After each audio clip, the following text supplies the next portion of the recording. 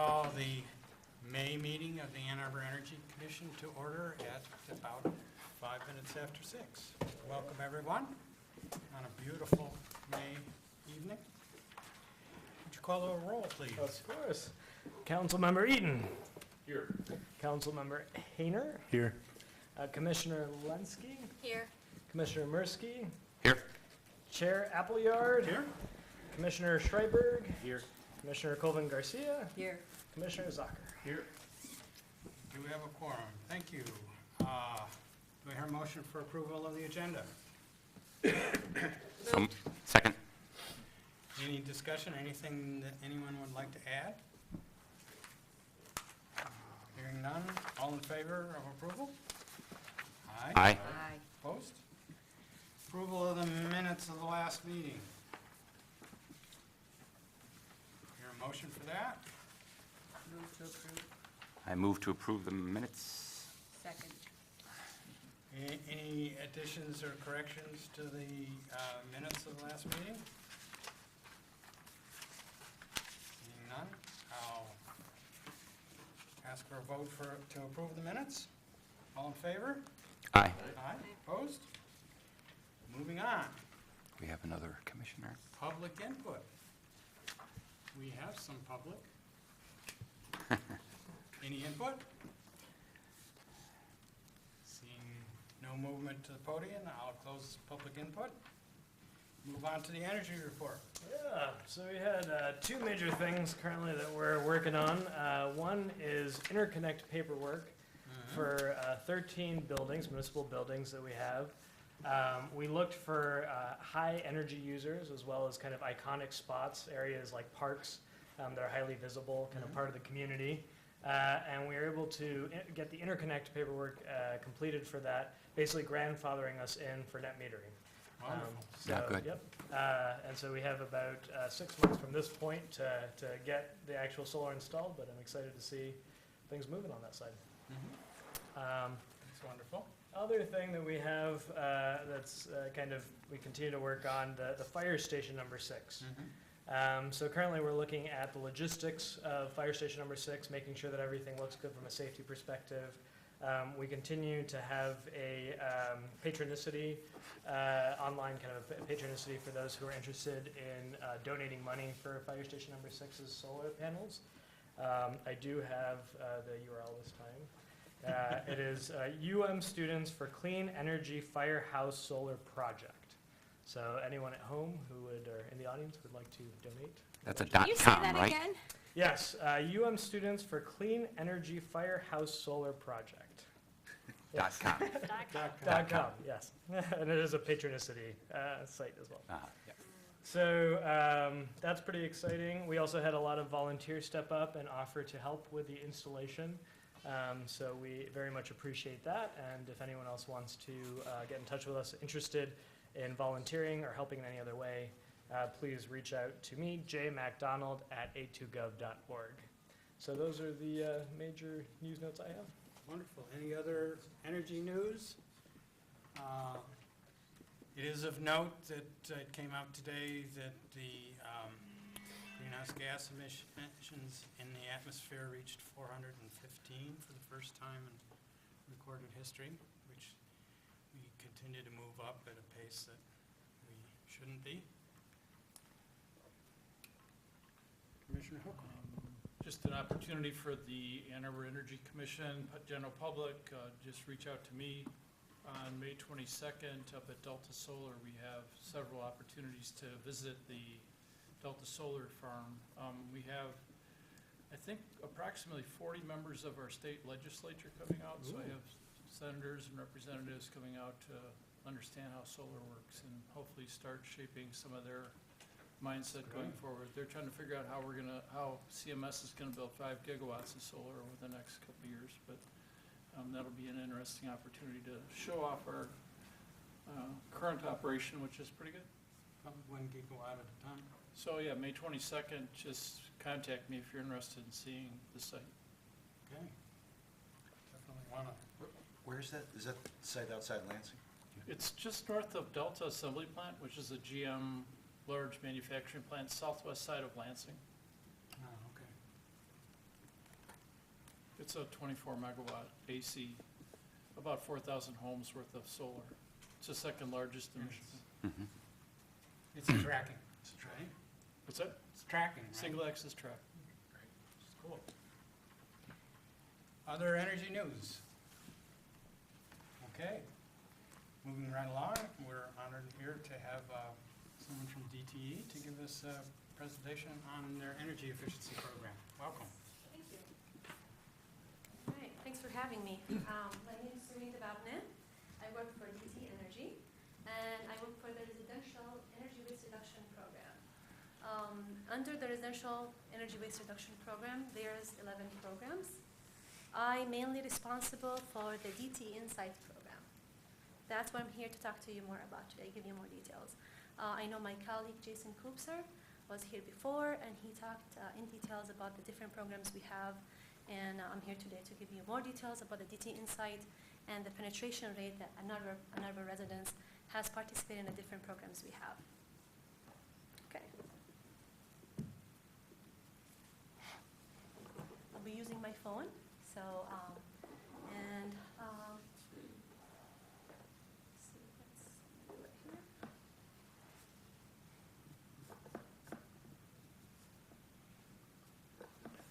It's not showing it. Okay, there we go. Okay, so again, we have 11 programs. The main goal of the energy waste reduction programs is to help our customers save energy and save money. Just, sorry, it's like we don't see them on our screen, so I Oh. don't know. Josh is, Yeah, we can try. we're just going to have to turn around or? Yeah, let me see as far as source. Okay. Yeah, because it was actually showing up on the screens themselves. It's kind of Yeah. Maybe this. Quick connect. You able to get the quick connect on the phone? Does it give you- No, the screen in the back doesn't show either, just so is it Yeah. a CP problem? Yeah, I'm wondering Oh, if it is you're right. actually. Yeah, it seems like it probably is a CTM thing. Just the way it's hooked up. Okay. It's behind you if you can take a look here and there if you want to, but I'll speak to it and you can ask me a question or stop me if you want to. But I have a real quick question, if I may. Yes, Is it, absolutely. is this already loaded up to Legistar? Can you access it? And, The presentation is, I Yes. think this is I can actually. email it, actually. I have it on my computer. Yeah. I guess if any, well, do others have? We had a presentation, and this is the actual phone app that we're looking at? No, I sent you the presentation, but I was going to actually live stream the actual app okay. and show you how to use it, what's in there, what's interesting. But we can show the presentation while I get to the live presentation, what the live app from there. Maybe we can do that. Okay. Want to do that? Yes. Okay. Want to get the presentation I sent you? Yeah, let's, so it's actually on the desktop itself, if you want to go through. Okay. Let me- Sure.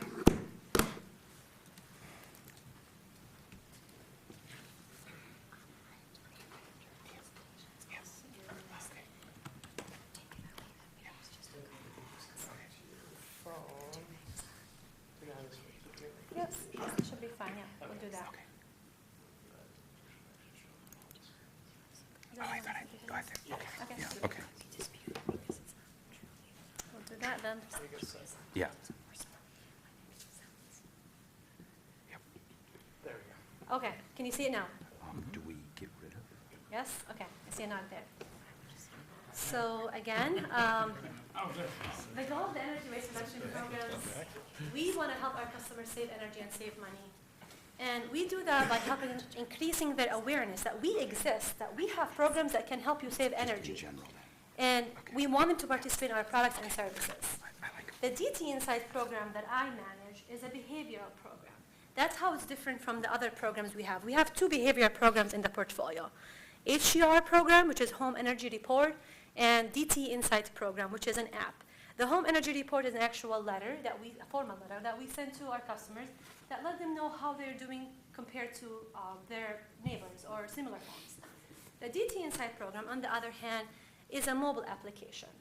That mobile application, the goal of it is basically help our customer interact with the platform and understand how their home uses energy. How does the app do that? The app syncs to the customer AMI meter and show them if they have only the app, they can see their yesterday, 24 hours before, hourly increment energy usage.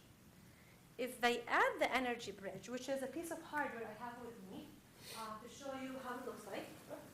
This is the energy bridge. It's a piece of hardware that the customer can add, and it helps them see their energy usage real time. So the customer can look in the app and actually experiment with their house outlets and see, okay, if I unplug this, how is that impacting my energy usage? And I'll go into more detail when I show you the live stream of the app. Currently, we've been working really hard on the next release that's going to happen in the end of the month. You're the first to know, so keep it secret. But this is the nice thing that we're working on really hard currently to launch helping customer connect smart devices. From this app, the customer can manage, add, connect to the smart devices, and from their phone, turning on, turning off their light bulbs or outlets, the sensors, thermostat, adjust their thermostat. Customers, we've been testing or researching and focusing groups with our customers to see what they really want. Customer asks for two things: peace of mind and save money. The app can do both. Give them that peace of mind. They come home and their porch light is on. They say they want, when they're not home, they want the home to look like it's occupied. And you can do that with the app. You don't want your home to be on all day, so hello everybody, I'm not here. But you want it to be on when it's dark. So it looks like it's occupied. And the app can help them that by managing these smart actions.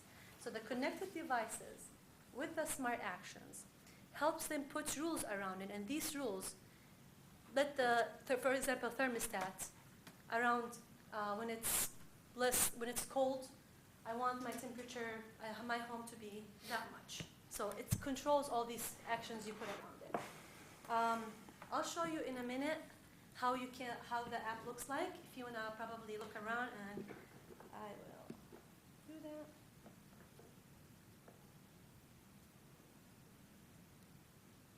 Okay.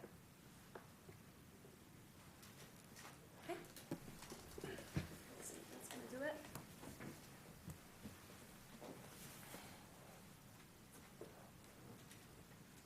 Okay. So this is the home page for the DTE Insight app. This is the first thing that the customers see when they log in. This is what we call a wheel.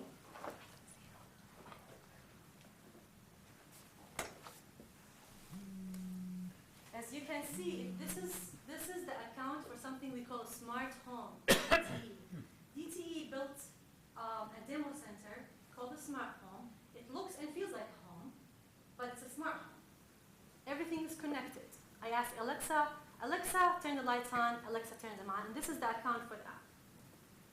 As you can see here, this is account with an energy bridge, the piece of hardware I showed you, and it shows your energy usage minute by minute. So you can see here, the red is where I exceeded my goal. And I'll show you how to put a goal and see how you can exceed that. This is my current usage right now at the smart home at DTE. I can also overlay the weather. A lot of customers has been telling me that, oh, well, this is gonna be my weather app from now on. But you can also overlay the weather and can adjust your thermostat based on the temperature. If I scroll down here, let me remove the weather. Okay, this is the cycle, the billing cycle. It's May 7th through June 4th. There's 22 days remaining for that billing cycle. And the bar graph here shows you my day over day usage, energy usage. And today, I went over my goal. Because I exceeded that, I probably will, by the end of the billing cycle, I will be over the goal I put for myself.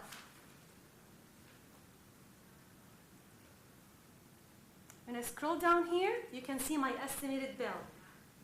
This is the estimated bill based on my usage. It's going to be around from $28 to $34 this billing cycle. So far, I'm at $9, and today is the 14th. If I stay on my goal or my target, I need to be under the kilowatt hour that I put for myself. And it looks like I'm trending above due to today's usage. Okay, how can I set a goal or a target? I adjust my budget, and I can say I want to lower my budget this billing cycle. Let's say I want to maintain it, or I want to lower it. You choose. Whether you choose a dollar sign or kilowatt hour. See that on the side? You can determine, would you want to save dollars? Both should lead to the same thing, whether you lower it, but you determine how do you want to measure it, the measuring tool. And then if I want to lower it compared to what? My last month usage? Or last year, this month, same last year, average home. And I want to lower it by how much? 15%, 5%, and you determine. Okay. Oh, thank you. You're welcome. I think I'm loud enough, but yes. Okay. Energy usage consumption for this billing cycle. I'm trending this year 8% compared to last year.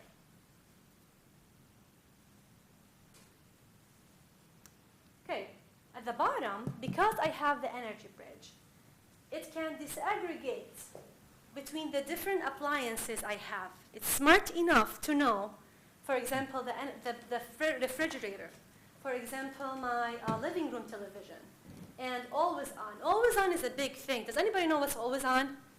Yeah. What is it? Power strip lights. Yeah.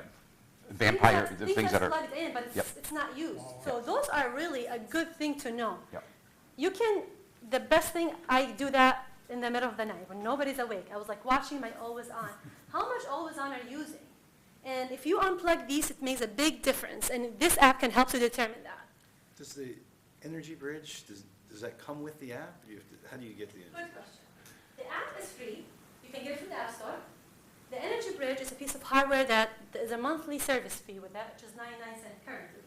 As I mentioned, we're moving to a new release. There will be different charges, but currently there's a charge with that. You get it by requesting it through the app. You And request it, you get it within 7 days. And it's just hardware and you just plug it into somewhere? Correct. You don't- okay. You just plug it in, and it talks, you pair it through, the app talks you through the installation process. It's called the pairing process, pairs you through the Energy Bridge. Once you plug it in, it knows that this account associated with this Energy Bridge, and it's just, you walk through the step-by-step. It's very easy, 3 steps that you can link your Energy Bridge to your account. Your account links to your AMI meter.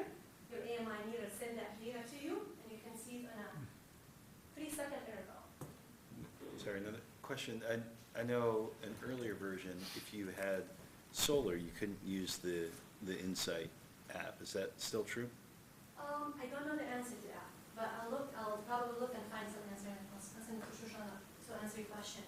But you may be referring to something different, which is puts customer on different rates, correct? That's not It wasn't, current? it didn't, well, this was a couple of years ago, so maybe it changed, but it didn't have to do with the rate, it had to do with the meter, because you had a different meter Then for it solar. metering? Oh, I see, okay. Then the DTE, then the Insight app didn't work. Okay, I know that it's not the easiest thing to work with the net metering customers, but I don't know if there's something specific for these users. Okay. I'll find out more. I know it was, at least as of maybe 6 months or so ago, being piloted or looked at how to solve it, because I was asked as a net metering customer myself to like be in a pilot thing, so I don't know where it stands in terms of deployment. Okay, but I'll for sure look further and see if I find an answer to that. Thank you. You're welcome. Okay, all right. So since I have the bridge, you see the icon at the bottom? That's my bridge, or the smart home bridge. I have an account, but this is not it. So since I have a connected bridge, and it shows it's connected at the top, these are all the smart devices I can control. Thermostat, door locks. Don't look at door locks too much because it may not be in the next release, but this is what's right now in the smart home. Lights, plugs, sensors, and Amazon Alexa. The bridge works like a hub and connects to all these devices. Amazon Alexa works by my voice control. So if you want to understand how that, so for example, let me see the door lock. I can unlock the smart home right now. It's locked right now. Okay, lights. These are the lights in the smart home. I want to turn the front porch on. I turn it on. I'm going to turn it off. Okay. So these are the smart devices connected. But the neat part on this is you can also put smart actions. You can automate this whole thing. You don't even need to go to your phone. You can, when you set up smart actions, the lights will be on when you come home at 6 p.m. You don't need to go into your phone and turn it on. And you'll be able to manage it wherever you are, inside your home, outside your home. If you guys recall the clapper, clapper was a big thing. The nice thing about the DT, a lot of people tell me, but you can do this, for example, security cameras. There's an app associated with it. There's special license app associated with it. But the different that this brings is it's all in one thing. You can control everything from one app. Okay, this is what we call advisor. You can think of this as your personal healthcare advisor. It's custom to you, to your usage. This is something new we implemented we call the Energy Score. The smart home is actually doing excellent. It's a 94. What is this is? It's comparing you to similar homes. Similar homes in age, size, area. So this tells you how are you doing compared to homes similar to your home. Obviously, the smart home is doing really good. Today on social media, I saw one customer. She's actually challenging her friends. She got 100, and I've never got that. So she was challenging her friends to get higher than, well, they can't get higher, but to compete with her. So this is one thing in the energy score. The weather is there. It tells you may see a reduction in HVAC usage this week due to the warmer weather, and it shows you which days you'll see a difference. Friday, Saturday, Sunday, and Monday, it's going to be in the 70s. Woohoo! Finally. And we should adjust your thermostat. Okay. And it also gives you a comparison between this week compared to last week. This week wasn't very good. It seems like this week we were higher than last week, and shows you, it actually advises you to try using less this week. So one thing I dismissed is this card. This is a Smart Current. I was thinking you referred to it, but it's not. The Smart Current is a different program we have, so the advisor tells you about new things we have. It advises you about the new opportunities you can participate in. This is a program we have different rate for called the Smart Currents. And this one we were offering customers a free thermostat if they participate in this program. Okay. One interesting thing here is challenges. We have the gamification idea in the app. Sorry, I said gamification. I'm not sure if you Got it. know what I that. know this. Okay, so it's implementing the games inside. We had before the games in there. Customer did not really like that, so we changed that. We added something called challenges. We challenged them to participate, to do things in the app, and based on that, originally customer used to get points, and from these points they can become monetary. Currently we don't have that. We're still researching and looking into it. Currently this is what we have. Some challenges. It shows the customer they logged in 5 times. They stayed below 35 kilowatt hour 3 days this week. So if they did, they're going to get 3 check marks. If they logged in 5 times, they're going to get the 5 times check mark. Last but not least, here is the menu, and this is what I was referring to. The smart actions, you can see the island motion. This is the action around it. On device not found, sit island right on and sit island left on. You can change this action. The day of the time of the day, based on the temperature, anything that fits your own home and your own family. Another thing embedded in the app is the ability to shop for these devices. So I can go right now and shop for smart devices. We have a store the customer can go to, browse the different smart devices that all work with the app. That you can shop for different devices, plugs, sensors, and I can search for whatever I need. Okay, so this is mainly what's the app. What we really would like is you can spread the word, tell the residents of Ann Arbor about the DTE Insight app and what does it do to them. But next, here I have, can I go back to the presentation? Can you see it in front of you? No. Okay, then no, I have to go back here. So this was about the app, and can you see it now? Can you see it now? I'm trying my voice. See if you can hear me. Okay. Participation. I know you guys were interested to hear about how does Ann Arbor participate in our programs. So let me see if I can put this in a. Okay, I guess. Okay. So if you look at the map on your, it's on my right, it will be on your right as well. This app shows you Ann Arbor is doing really good. It's on the dark yellow. If you compare it, it will be Detroit is high. We have higher percentage of our low-income residents, and we have a lot of programs for the low-income customers. Ann Arbor is doing really good compared to other cities. They're in, and if the one on your left would be only Ann Arbor. It shows you zip code 403, 405 has the highest. Actually, that's 403, 405, and 404 and 409 or 8 is lower in participation, correct? So this is where we need to focus more efforts and having customers participate more, being aware of the programs we have, what can we do to them. The bar chart shows you year-over-year participation. So just for sense scale, high is like what percentage of the population is considered high? The bar graph, I'll answer your question. The bar graph shows you the participation year over year. And this is just yearly, not year over year, yearly. If you look at it just for the last 5 years, the program has been implemented since 2009.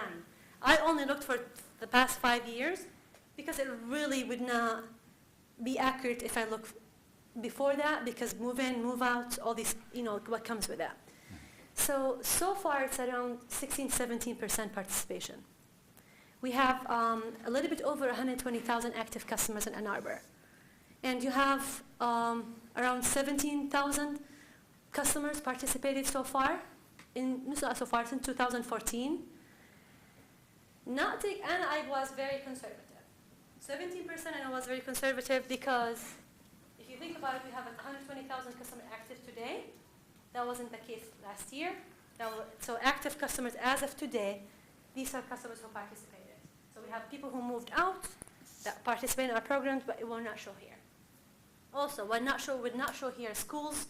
We have a schools program. We would not know the students' account. Behavior programs, we would not know customers' accounts. So this is, in general, the participation in Ann Arbor for our programs. Does that answer your question? Mm-hmm. Can I Any ask questions? another? Yes, I have a question about schools in particular. Yes. the Ann Arbor Public School District is in the process of cataloging all of its usage. They're catching up, they're a few years behind, and they're using Portfolio Manager. And one of the struggles that they're having is getting the data in a downloadable fashion, just versus having to take it off the individual bill for Right. each meter, and there's 32 buildings Right. across the district. And so they're requesting, how can we get from DTE just our straight energy data by meter, so that in a way that we can manipulate and like import into Portfolio Manager, so that then we can really start tracking And look our at the use. data. And, yeah. So that's a good question. I know we have been asked that, so schools would be considered commercial accounts, Mhm. right? Not residential. Okay. But to my knowledge, there is something on our website that allows customers to download their usage. Not sure if that's currently in the work for commercial. So I'll take that also as a note, and I will get back with you. That would be great. Yes, I'll check. But I can tell you, I managed the school program before, an DT Insight program. Okay. And we work with a lot of Ann Arbor schools. Ann Arbor schools are very aggressive on being green. Mm-hmm. And we worked with a lot of them on the school program. In the school program, so just so you know, in the school program, we provided customers with the free home energy kits. Mm-hmm. In the kit, they had light bulbs, shower heads, faucet airs, and shower timer, 5-minute shower timer, a lot of other things. And all free for the students. And we had a great presentation educated students about energy, renewable energy, energy sources, a lot of different things that we have. NEF, it's our vendor. They're certified teachers that went to the school and educated students for 45 minutes. They did experiments. It was hands-on activity, so it was fun. And it's an hour that the teachers used to their curriculum, science and math curriculum. We still have that program going on. It's going on great. Don't know the other question, but I can tell you what we're doing in the area of schools. Okay, that Yeah. sounds good. Yeah. When was the schools program that you did in Ann Arbor?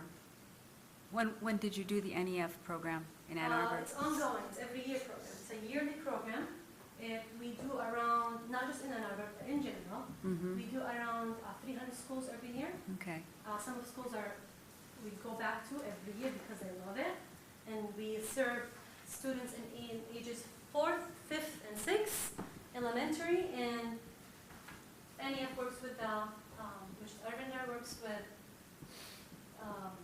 the education teachers, their curriculum to make sure it's aligned with that. If you're interested to know more, I also can send you some information. Since I manage the program, it'll be easy to get that data, and I can tell you exactly what another participation in that program. Okay, that'd be really good. I'll be more than happy to do. Shoshana, you're gonna get some emails from me. All right. All right. Any questions on that overall? If I have time, I have put slides together for every program separate, so I'll go over those if I have time. Have time? Yes? I had a bunch of questions, if I may. Sure. And hopefully we can just go through these rapid fire. So the first is, this is only for single-family residences, correct? Correct. And, I have a program for multifamily. and, I wish but I I'm, had but I'm another- talking about the Insight app as well Oh. as the Energy Bridge.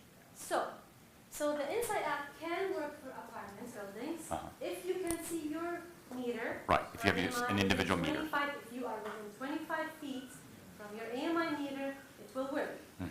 If not, it's not gonna work. Okay. So So there are 120,000 that's an approximate. okay, Active customers, that's an approximate. in the residential space in Ann Arbor. Correct. That sounds really high. Sounds, Because the number of residents, not residences, in Ann Arbor is about 115,000.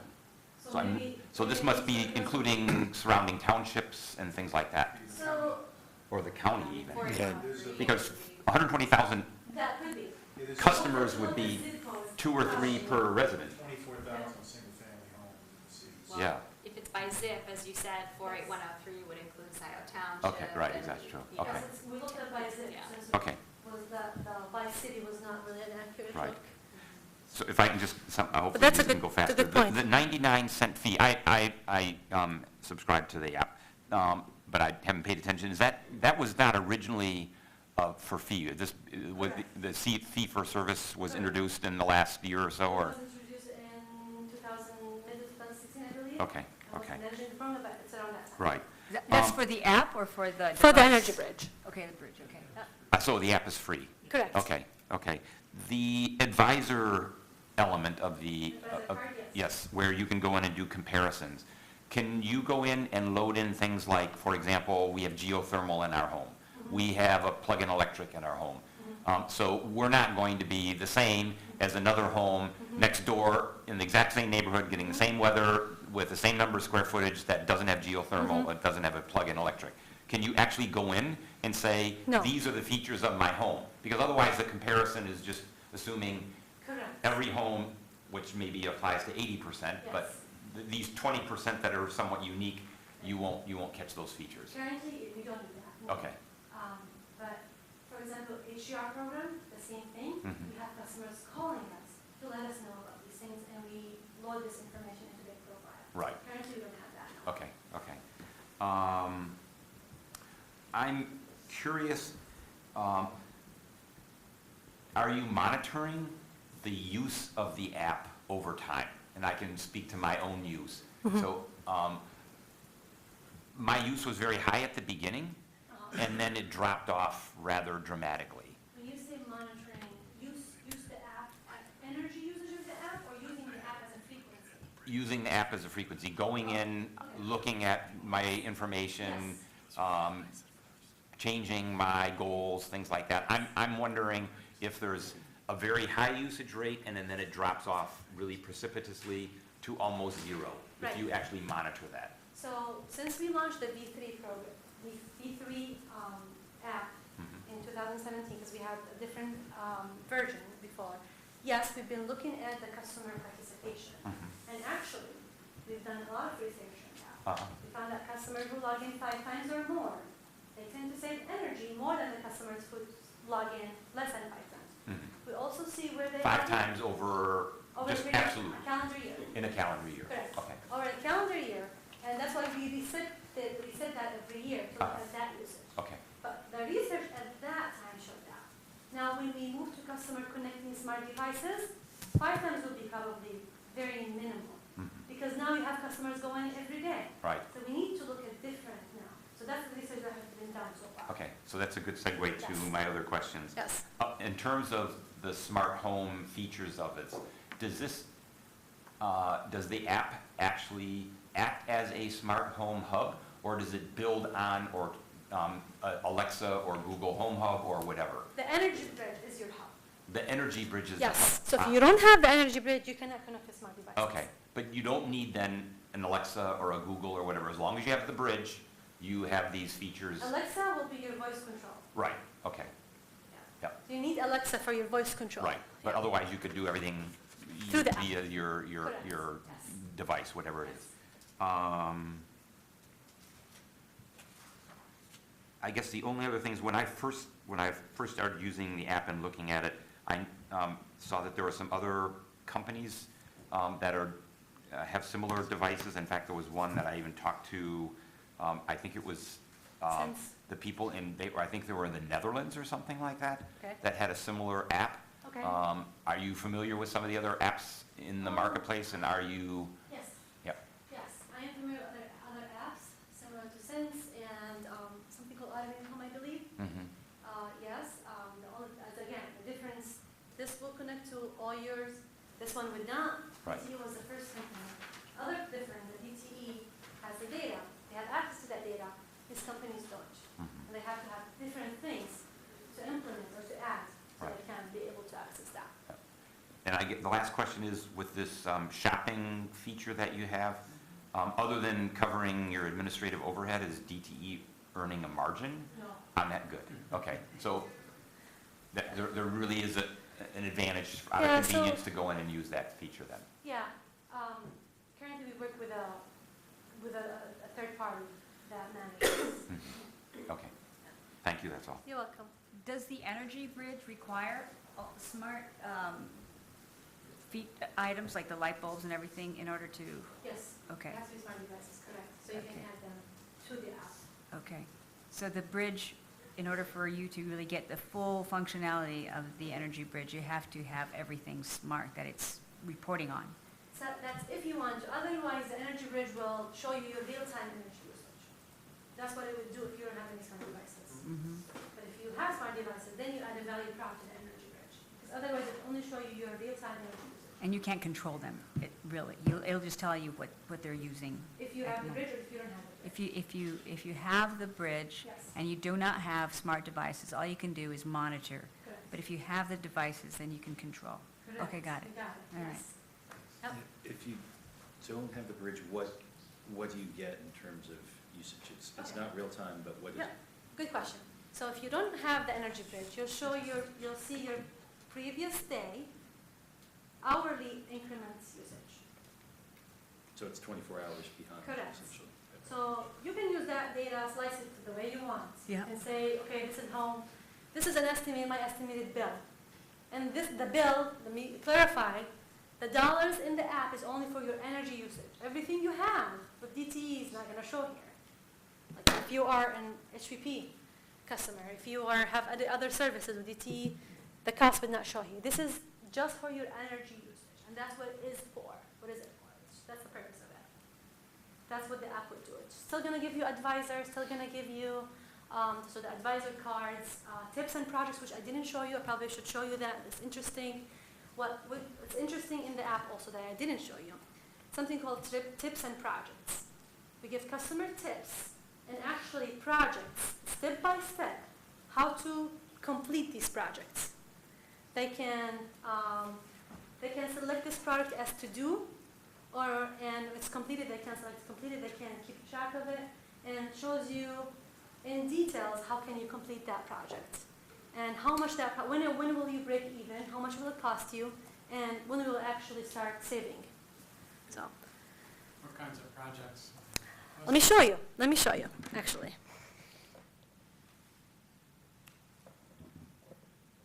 Because there's different projects by season. Now, do we go back here? There we go.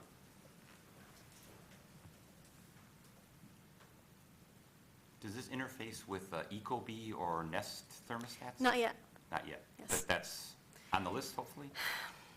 I don't know. You don't know? Yes. But we've talked about it. Uh-huh.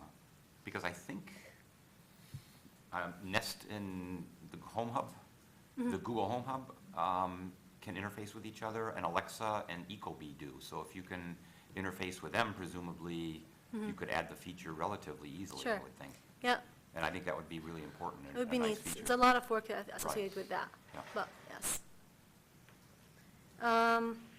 Okay. Energy tips and projects. I'm sorry you can't see, but you asked, so I want to show you.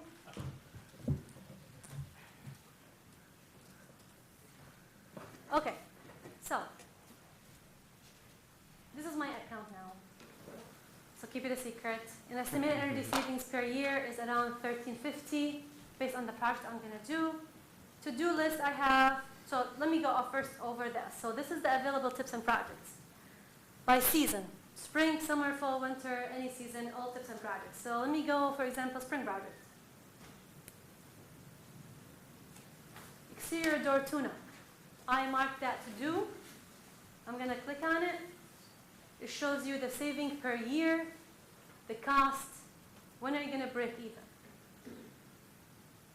This is the break-even point. Is that, I can see, is that 0.9 years? You can break even with this. And this is this, how can you complete it? What's the materials and tools needed? Step by step. And you can view the instructions. Step 1, how can you complete it? Step 2, in details, every single step. You can get to the end of this project. And then you can mark it complete or incomplete. So this is just one example. My honey-do list. Does that clarify your question? Okay, perfect. And so all these, there's a lot of projects in there. You can mark them to do, you can come back to it later. Okay. All right, so let me go back. We're still growing, and hopefully we'll We'll save money. So let's see if I can come back here. That's not a touch screen. Wayne, Yeah. one more question, a little off topic. Thank you for your presentation. Yeah. Absolutely. I was in the energy waste space for a while, and I didn't look at the MPSC's latest report. Are we seeing a trend where behavioral-based savings are actually growing, and we're past 1.5% per year, we're at 2% or higher? Have you seen anything there? So there's a cap on the savings, as you know, probably you know. We currently have a 3% cap. Okay. So I don't know where the legislation will take us when they have the plan, but this is where we are currently. Okay. But recently, you're still at the 1.5% per year kind of savings you're seeing? For the full portfolio, Yeah, it's currently is at 3%. Is it? 3% Okay. cap. Yeah. okay. Can you elaborate a little bit on this? Like, how do you measure this? Okay, how do we measure this? The So this is a 3%? behavior, Yeah. currently this is a behavior program. Okay. So at the end of the year, we have an auditor that comes and measures the savings. And they say, okay, these are the customers who participate in this program. This is how many times they participated. This is the only program they participated in, because if we have any other program they participated in, we're not going to get the credit for it. If this is the only program they participated in, then this is, and we look at the savings. So it's like Maybe activity on the app compared to savings, the change in their Yeah, energy they have consumption. honestly a lot of inputs to come up with that number, lots of input. And we have a statistician that does this, that puts a lot of input to comes up with the final number. I know the bigger idea, the bigger picture, that they look at, they have a control group, customer who did not participate, similar to customer who did participate, and they look at difference. That's again a bigger picture, but they have a lot of inputs that go in that. But that's in a bigger picture. See the savings. Great. Well, thank you. All right. I have more, but I don't know if I have time. We've got other things on the agenda. Okay, perfect. All Yeah, and right. I would recommend that others take a look through, because one of the questions had been, what was Ann Arbor's participation in different types of programs? And you've got a bunch of slides about Yes. each of the different programs, multifamily, So- appliance recycling. So we can look at it later and just see the data, because I know folks had been curious I about have it by that. program broken down. I also, one probably interesting thing you want to see is the partnerships we've been doing with Ann Arbor. And in general, the recent ones, we have something called Ann Arbor 23rd District and the Battle of the Building. Those are two things that DC Energy has been a big participant, a visionary funder participant, if you want to call it. And these are the things that if you can have residents participate more, that would be great. They take advantage of these opportunities we provide. Any questions? All right, thank you so much. I just have a comment for the commission. I think we should, Ann Arbor puts on something that we call A2 Energy Power Hours. Okay. And the focus of them is energy efficiency, as well as potentially implementation of renewable energy, particularly before the rate case changed the economics. And it seems to me that this might be something that we talk about. I mean, we talk about DTE incentives when new appliances are purchased and things like that, but we haven't really featured this app. I think we may have talked about it in past ones, but maybe we work together to develop a couple of slides that we can use in those presentations to Ann Arbor residents. Let me know if I can be of any help. We will. All right, sounds good. Thanks so much for having me. And all the slides will be posted on Legistar, or already are? They already are. Okay, good. All right. Moving on, dark money resolution. Okay. The presentation first. Yeah, we can do the Yeah. presentation. Thanks. Yeah, thanks. There's a lot of Thanks that. for the comments. Funding presentation.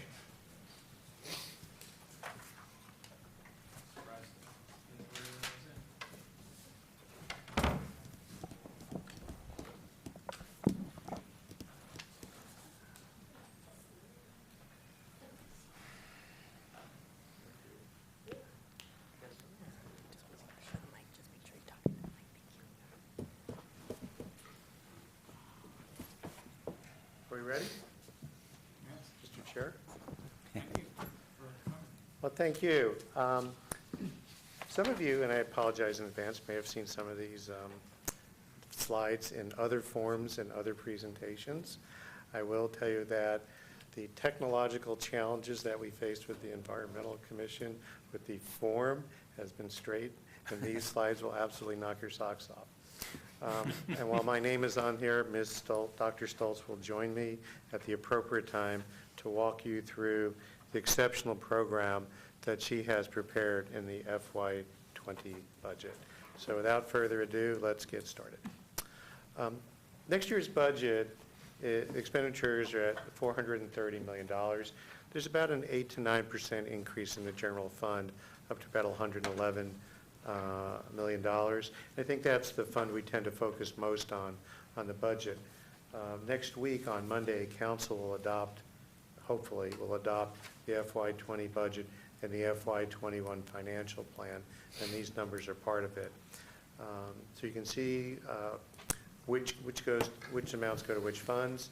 All of our fund balances will remain within the city's policy goals of having uncommitted fund balances between 15 and 20%. Our general obligation bond rating remains at AA+. Some of you may ask, why not AAA?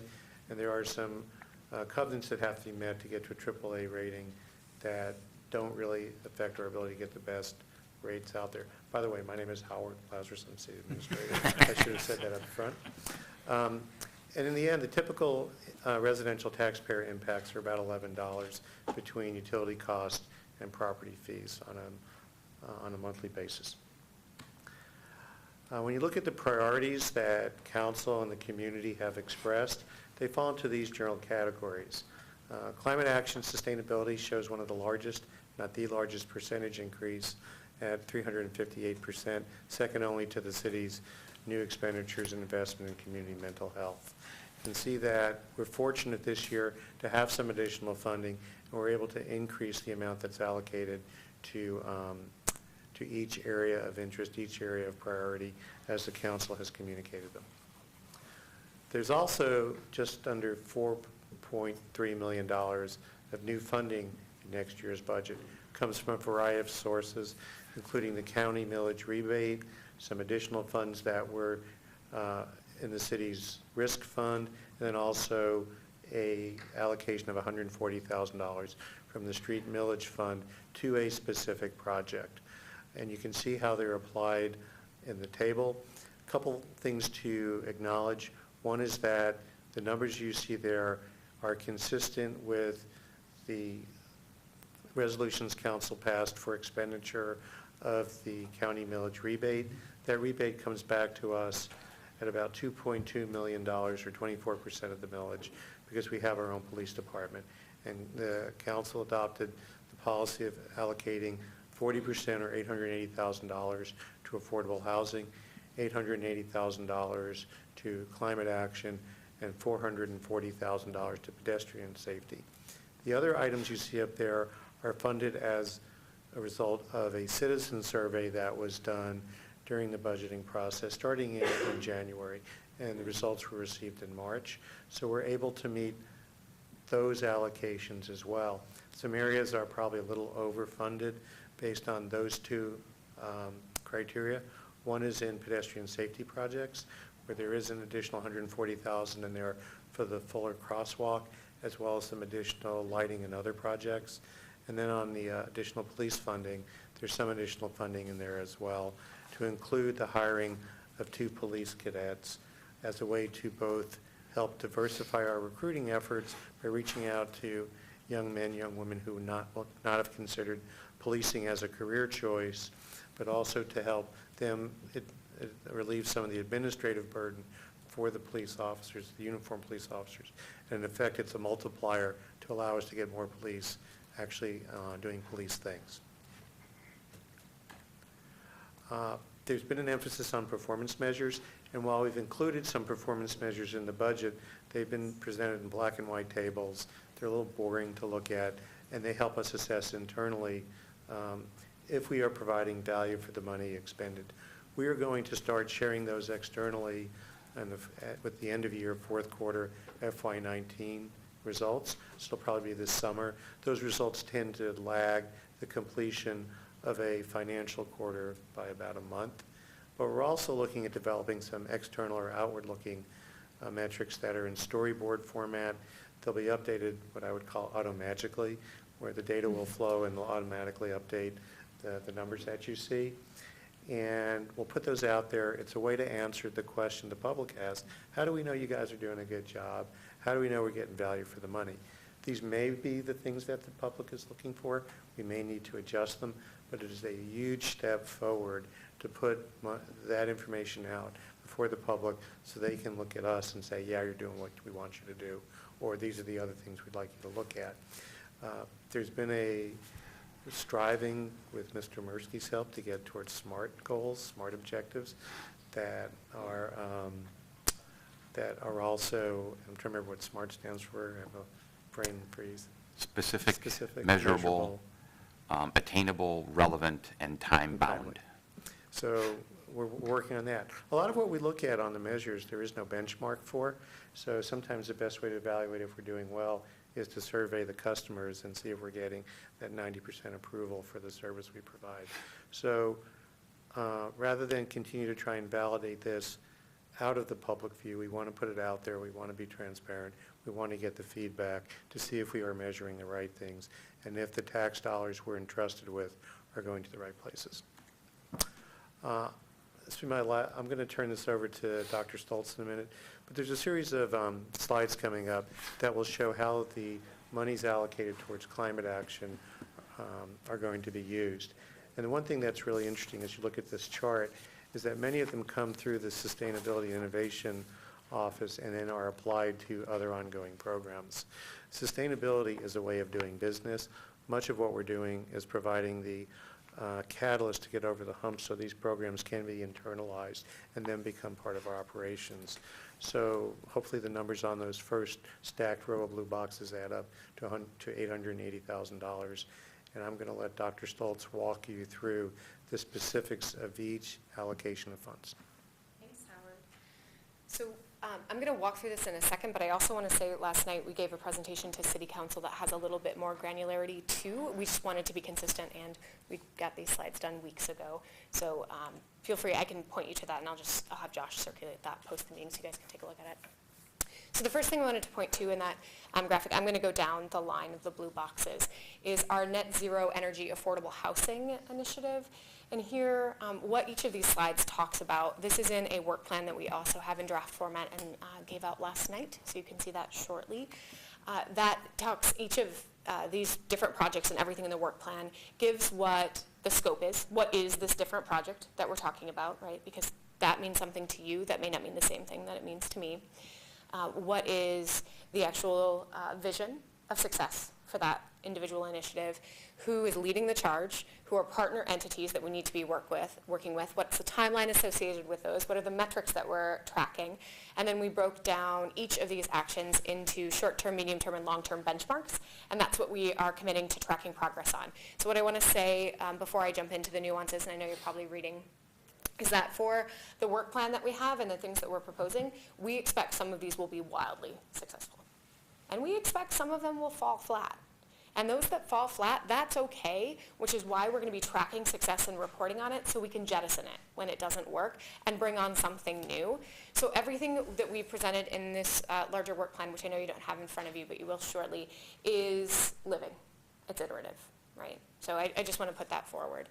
With that as context, we do know that we're going to continue partnering with our affordable housing colleagues, and in this case, the Ann Arbor Housing Commission, to really help them get over their financial humps, because they're doing, I would argue, a Herculean job with the budgets that they have to really advance affordability throughout the community. But they don't have additional funding to help do the kinds of things that we care about, like do enhanced energy efficiency work, or electrify certain appliances, or put renewable energy on site, or get to battery storage. And so through a partnership, we're able to provide the technical expertise to them to understand the opportunities that are available and then help actually move the resources to do the things we're talking about. So we were fortunate enough to have City Council support this initiative in the last fiscal year in November, and we've been working hard away at the Broadway site and actually doing these renovations. And we've identified the next few sites in the hopper. And so we're actually, right now, we've already identified the efficiency savings. We already know what is needed, and we're planning to move forward.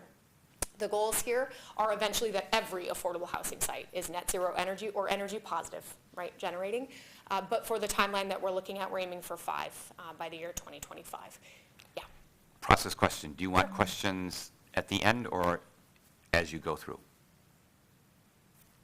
I am impartial, Okay. Commissioner Mercer. Well, then I'll ask it How right now about- because it's relevant right now. Go for it. So Ann Arbor has a goal of 2,800 new affordable housing units by 2035. Does that mean all existing plus all new would be net zero or net positive by 2035? No, by 2035. I mean, well, okay, yes, let's aim for it. Let's go, Uh-huh. let's shoot. Yeah. Right? I would love to say that that's true. Yeah. I mean, that's a goal maybe we need to refine, because if we add 200 in 2034, those may not be net zero in 2035. Right. But, Well, so, we should but, design them from the onset, right, to be. So if we're building new units, True. it's the cheapest time to design it to be True. what we want. True. So my hesitation is only in saying that part of what we're thinking about, the city doesn't build a lot Right. of new infrastructure. Right. So it's actually quite easy for us to think about our own and set goals for ourselves in terms of building standards. Mm-hmm. If we're really going to develop that, then I actually think that's a lot easier than doing what we're doing now. true. Okay, thanks. Yeah, it's a good question. Okay, so that's just one example of what's in here, and there's a lot of outcomes. Things that we're tracking, of course, are actual energy reduction to make sure that we're moving forward. We have a partnership with Dr. Tony Reams at the University of Michigan, who's actually going to do assessments of lived experience of the people as well, because it matters, right? It's, at the end of the day, it's not just about the energy number, it's also about the life of the people living in that facility. So he's helping do pre and post analysis to see what kind of value they've had. And then we also have the goal of reducing the operating costs for Ann Arbor Housing Commission, for sure, right? Because they're paying for these energy bills. So if we can get those reduced, that's more money that they can then invest either in programs and offerings at affordable housing sites or by investing in new affordable housing units. The second area, we're asking for $100,000 to continue the Sustaining Ann Arbor Together grant program. We announced last night that we have officially run out of money for this fiscal year on that grant program, which is super exciting. It is really only the second year of that program and really only the first year that we've advertised it. So the goal for us, actually when we wrote this plan months ago, was thinking, wouldn't it be great if we spent all of the money? So our goal is to spend all the money in fiscal year 20 and to get at least 10 people approved and check, check. So we've hit that. I'm happy to report to everyone. But here the idea really is behind this initiative. We know that we don't have all of the ideas. Right, that would be ridiculous to think about. And we know that our citizens and our nonprofits and our institutions throughout our community have really great ideas about how to enhance sustainability. So how are we unlocking some resources to help them realize those different visions? To date, those grants that we've given out have almost all been extremely leveraged. One grant, for example, came in at a $300,000 mark, of which we gave 10. Right, another one came in at 180, of which we gave 10. So these are really kind of nice things to get them over the hump or to get them started in their fundraising initiatives. So we're really excited about this program and look forward to it continuing and hopefully continuing to be wildly successful. So, any questions on that one? Hi, John. I'm curious as to why this is listed under climate action and not, because it's, as you write here at the top, strategic goals supported, sustainability very broadly defined as per the sustainability framework covers everything from education to serious crime to environmental sustainability kinds of things, not just climate action. Why is this 100,000 categorized under climate action? It seems to me that for broader appeal Sure. on council and among residents, that it would better be to Go send for a it. signal, hey, this is not just a climate action funding proposal, this is something to fund sustainability across all these different areas for the city. And just add that, if I'm not mistaken, this was general fund previously, right? It was general fund Yes. previously. So I'll give you a couple answers. One is the climate action plan includes providing a microgrant program. So this checks that box. While there are projects here that you could argue aren't necessarily direct climate action, I think there are benefits to the educational process that make people more aware. And fundamentally, this is not really about the projects. It's about community building and inspiring the community to work towards achieving sustainability in our actions, including protection of the climate. I know some of the projects, and many of them relate or tie somehow directly or indirectly to climate, whether it's waste reduction, which reduces greenhouse gas emissions, which reduces, which is a climate action kind of a thing. So, okay. Thank you. Good question. So just a few more to walk through. Of course, we've got a goal established by council to be powered with 100% clean and renewable energy as a municipal entity by 2035, and we need to put some serious resources and time towards that. And so in this case, we are asking for two things, and I'm going to do them together. The next one, the Revolving Energy Fund, actually falls under this heading. We just called them out. So here what we're looking for are resources to actually help us do the energy efficiency improvements that need to be done, resources to help install the renewable energy, to explore the batteries that we may want to have, the actual resources to do kind of the in-the-ground things that really do move the numbers in terms of our greenhouse gas footprint. There are also things here that we want to experiment with. We are exploring a project right now to have the first solar-powered EV charger with battery storage that's also got grid connection that we're working with a third party on. It's part of a research initiative. They're fundraising for it. We have a very small match in comparison to the total, and we will get all of the data on use. It'll be in a high-profile area within our community if we're successful in doing that. And that is going to tell us when those batteries are used, when we're actually drawing directly from the sun, and when we need to have grid connection. And then we're going to get all of that data to be able to make better decisions about how we expand out our footprint and whether or not solar and battery for EVs is viable in our community. And so if it is viable, where and how and when. So this is the kind of stuff that's giving us both prototypes on the ground, but also advancing the state of the practice in the field broadly. So we're excited about those kinds of projects. But they're nested within this. And then we have a one-time ask within the budget for $100,000 to go into the Revolving Energy Fund for the city. I know you all know very much about this pool of resources. Basically, it's a fund that our internal staff can access when they don't have the upfront capital to do energy efficiency improvements. So a real-life example right now is we're looking at Fire Station 6 and looking at solar, but of course, why would we do solar if we don't do efficiency first? That doesn't really make a lot of sense. So we've been working with the fire chief to identify efficiency opportunities, but of course, when we do budgets, we do them a year or two in advance, and so he didn't put money aside, but we have money to loan him, and he will pay that money back through the energy savings. So this allows us to continue to help people access the resources they need without having them have to wait 2 more years or 1 more year before they can get into the budget cycle. So this is, again, a one-time influx of capital just so we can keep loaning out fast and furiously and then getting that money back in and reloaning it out. What's in that fund right now? Because this fund's been in place for a long time. Yeah, that's a good question, and I don't have the number off the top of my head, but Josh, you might. Do you know what's sitting in it today? I mean, roughly. You know what, and I'm happy to, you know what, I think it's best not to guess. We'll get back to you. It is, I can tell you, if we do some of the efficiency things we already have in the hopper right now that we're working on, we won't have much, if anything, left to loan out. And that's just with projects we already know about. So we're not actively pushing people towards this fund because we might not have anything in it, just doing what we already know. And is there a set amount that comes back into it each year on the revolving side? Well, they pay back in based on the energy savings, so each project looks a little bit different. When it was originally designed, they paid an interest rate into the fund, but that proved through, excuse me, we did some kind of reconnaissance with different folks to understand why they weren't accessing the fund, and that proved actually to be a barrier. And this isn't a money-making initiative for us. This is actually getting the efficiency done, so we removed that barrier to access. So the idea is we would work with you. Let's say you want to do $25,000 worth of efficiency. We identify a 3-year payback. There you go. Your energy savings are coming straight back into this fund. So we've worked with finance to set up those systems. Not sure if that answers your question. Makes sense. Okay. And then we've got that other, at the bottom of that blue chart, you probably saw other programs. And I just want to walk through a few of what those are. These are basically projects or programs that don't hit a high dollar threshold, but still have really important significance for the kinds of things we're trying to do. And so here, those are things, and I'll walk pretty quickly through those because I know you'll have the slides, but things like our green rental housing initiative that we're working on, resilience hubs, the time of marketing or home energy disclosure, which I will say for the subcommittee, I am totally branding this home energy disclosure because time of marketing has no traction outside of this room, is what we found out.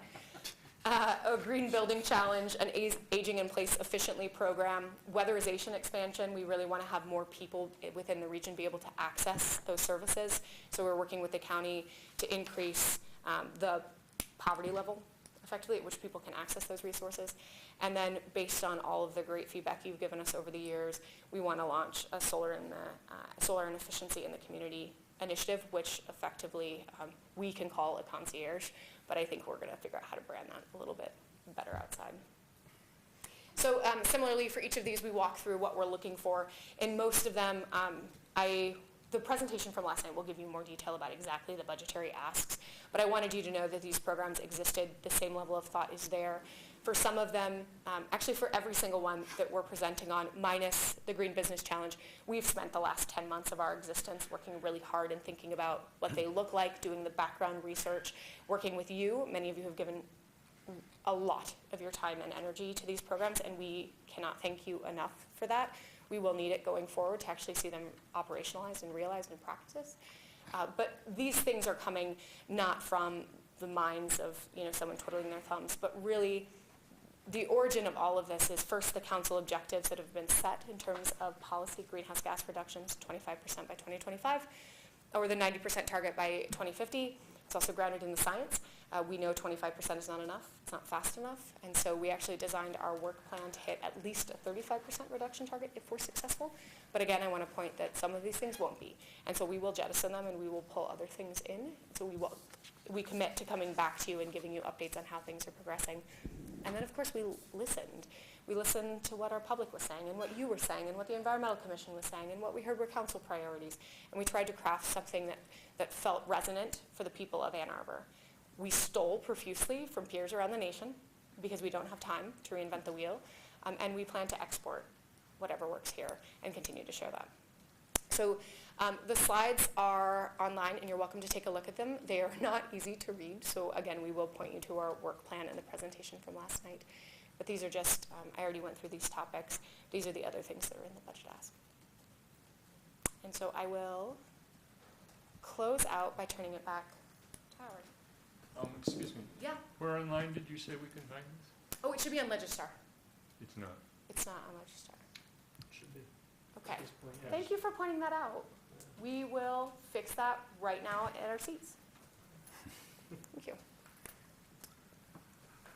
So I just wanted to close with other areas that might be of interest to you, both in your roles as energy commissioners, but also as members of the larger community have offered to volunteer your time on behalf of our residents, our businesses, and people who pass through Ann Arbor.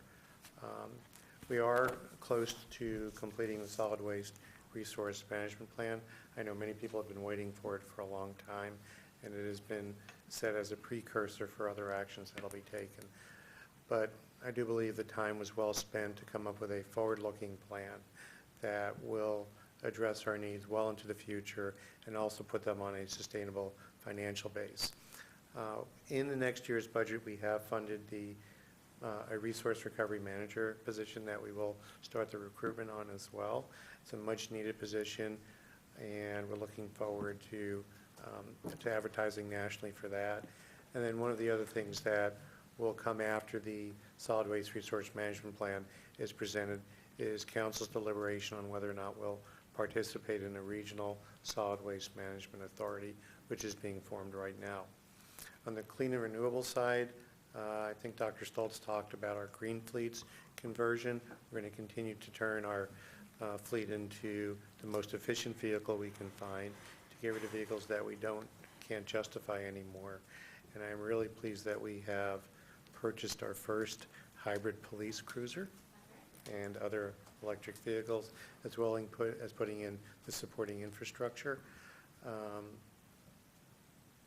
On the transportation side, those of you who have tried to travel on William Street, particularly between State and Maynard, will find that the street is closed as we do some utility work, but put in our first protected cycle track to try and promote those connections to get people out of single occupant cars and provide healthy alternatives to getting around. There are some areas where we're looking at lane reductions. Those do require council approval, and there's a real balance between moving traffic efficiently, but also making sure people not in cars are safe. The Allen Creek berm opening project, we have all the easements done. The project should be let next month, and hopefully we can be out there with the gold shovels by the end of the summer to have a groundbreaking ceremony. That berm opening is important in linking the tree line trail to the border-to-border trail, further giving people transportation options, as well as promoting healthier lifestyles. Now, the tree line trail, we're about ready to solicit a professional services agreement to really define the alignment for the first section, generally going from the intersection with the border-to-border trail up to and across the city property at 721 North Main. All these actions took a lot of work and a lot of persistence by city staff to get them to where they are. Many are close to crossing the finish line. And we stand really with this year's budget for FY20 in a position where we can make great progress on these things that really lie at the heart of our community. So with that, I thank you for your time. Dr. Stoltz and I can answer any other questions you may have. And I hope next year to bring this to you a little earlier in the budget process. We've done that with some of the other commissions, and I want to provide you the same opportunity to participate in a meaningful way while the budget's being formed. So thank you. Thank you. Questions, comments, commissioners? I have a question about the hybrid electric vehicles, and what did you get? What are we buying for the fleet? What a good question that I'm totally not ready for. There's one out there now. Well, we have the EV, but the Yeah, hybrid EVs cruise out there. paper? That's the Did I Bolts see- though, right? Yeah. But that's We have not the three cruiser. EVs, Okay. but then we got a Three hybrid Bolts. police cruiser. It's a Ford Interceptor, That's it. Ford which is Interceptor. basically the police version of the Explorer. I think that's right. Okay. 3 bolts too? Yep, yep. One here, one at the wastewater treatment plant. Where are they charging? Here, well, one is here. There's chargers at each site. They're all here, okay. Yeah, we can go look after. It'll still be sunny because it's finally spring. All right. Another question, Councilor? I have a question of the council men in the room, and I guess also the administration. What's the prognosis on the budget? We've been deliberating since early December. We're down to the last couple of days. Amendments have to be, I think, submitted by tomorrow. So do people believe the budget is going to be passed as submitted, or what's the sense? I can only tell you that we've responded to over 100 well-thought-out, considerate questions from council that are protective of the public interest. We received a couple of amendments, but not an extraordinary amount, in fact, probably fewer than previous years. I am sure that when council considers the budget on Monday, they will do it deliberately in good faith with the community's values and support a program that is reflective of those values for the next 2 years. Have amendments already been submitted and received? There's Do you some know? draft amendments that, the process is that council submits their amendments to the city's financial group, and then they help format them, and they will be included on the agenda for Monday. And they'll be posted to Legistar Thursday, I think, right? Is that right? I believe so. The Thursday before? If we can get through them all, yeah. Yeah, okay. Again, we only have a handful of them, so it's, I don't anticipate any problem in getting through them. One of the council's practices that's highly responsible is that a council member proposing an amendment has to identify a funding source, an offset. Right. So we're in good shape with that. Council's met its cutoffs, so they've been a good partner. And so, while the entire budget is about $400 million, the general fund budget is closer to $111 million. Right. And last year, I think we had maybe 10 amendments, and we were moving $1 million around. It's not substantial Right. alterations. Right. I mean, the things that we do to run the city have to be done, and they have to be funded, and so Yeah. we're just tinkering around the edges. Okay. So rates and fees were approved at last council meeting so that we don't have any hiccups in approving the budget due to those matters. And they were all subject to public hearings. Thank you. Other comments or questions? Thank you. Thank you. And we look forward to a year with a lot of exciting things happening. Yeah, I just want to say, thanks, this looks wonderful. I mean, we've been, had these plans in place, been talking about this for, well, not just since December, I'd say for many, many years, and to see it come to fruition, I think it's a great way of putting it together and utilizing those funds effectively. So, looks wonderful. Okay, moving right along. On to dark money as opposed to the other money that we just talked about. Should I introduce the topic? Sure, that would be wonderful. Okay. I think people know the general topic, and so I won't get into that. There's a new resolution that's in front of us that's based on primarily comments that were provided by Commissioner Lenski, who, as everyone saw, stepped out. She gave me a few additional comments, but I thought I'd start with a few other general comments about what guided this. So, as I mentioned, there was input in the last meeting. Those were reflected. The other thing that I tried to do, well, let's start from the top. First of all, we had a conversation, including this afternoon, between Josh McDonald and myself about the title, and we elected to keep the term dark money in quotation marks, because any other term, if you go to definitions that are online in Wikipedia, they're like 3 or 4 sentences long, or multiple lines long, and so we thought we would just keep that in quotation marks. What we've done is stripped out what I would say is some of the unnecessary comments, both, let's say, negative as well as laudatory, that really didn't have a whole lot to do with the resolution itself and the whereas clauses. The last thing that we did is make some modifications in the resolved clauses that reflected, as I said, the discussion last time. And there was, as some of you may have read in an email that I wrote, a proposal to combine the 2 resolved clauses and make them more general. And we can talk more about that. My sense was that it made sense to split the 2 still, or keep them split, because one focuses on action at the state of Michigan level and is focused particularly on the title and the whereas clauses, whereas the final resolved clause is a general statement. It would likely require legislation and action at the federal level, potentially even at the Supreme Court. And so I felt it didn't make sense to combine them into one very, very general mishmash on dark money. And that's why the 2 are still separated. So while I have the floor, the only thing that is, I think, still up in the air based on comments from Commissioner Lenski was how we should refer to utilities in the body of the resolution.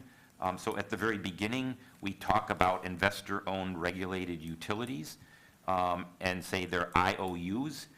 In one case, we don't use the term IOUs, and that is in the 3rd whereas clause, because IOUs are not the only utilities that are generating electricity. There are also municipal utilities, other kinds of entities that are creating electricity, and those are contributing to the 28% of greenhouse gases. So that's a little bit more general, as is the case also in the 4th whereas clause.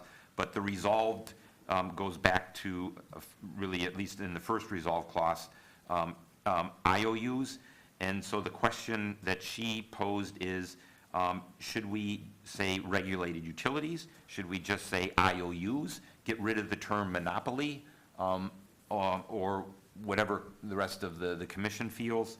And then the other thing that she recommended that we do is in the first resolve clause, where it says at the very end that it would prohibit IOUs, I'll just say in general, I'll use that term for right now, and we can deliberate that, their parent companies from making contributions affecting the IOUs to these entities. And her recommendation was to simply get rid of affecting IOUs and just say prohibit them from making contributions to these types of entities. So that would broaden it in a sense, I don't know if that's something we want to do, or if we want to say, the question that she said is, what really affects an IOU? How do you define what affects an IOU? And rather than trying to leave that very nebulous, just simply say that they should be prohibited from making contributions to these types of entities. So that's the extent of my comments. I'd appreciate first thoughts on what term we should use: IOUs, utilities, regulated utilities, monopoly utilities. What are people's thoughts on that?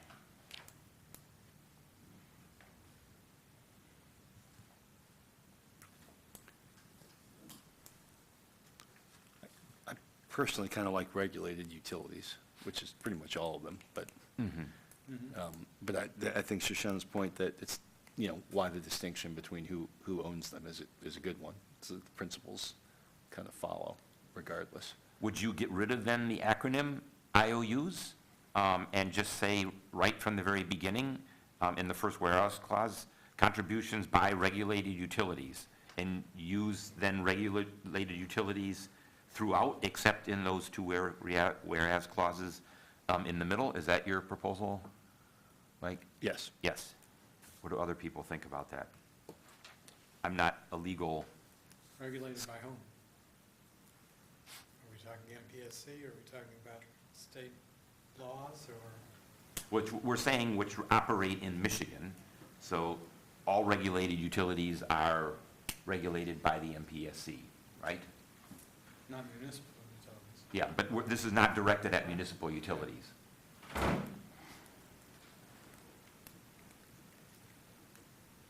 It's shorter.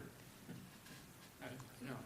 I don't have a I don't have a problem. problem with So that. we would cross out in the whereas clause, investor-owned, get rid of IOUs. That's also then the proposal, right, Mike? Yes. Yeah. And then in the first whereas clause, it would be regulated utilities. And it wouldn't change,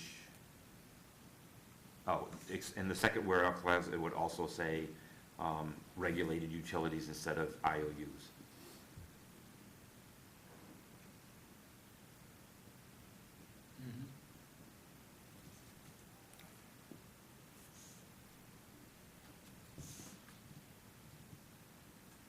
Any other comments about that?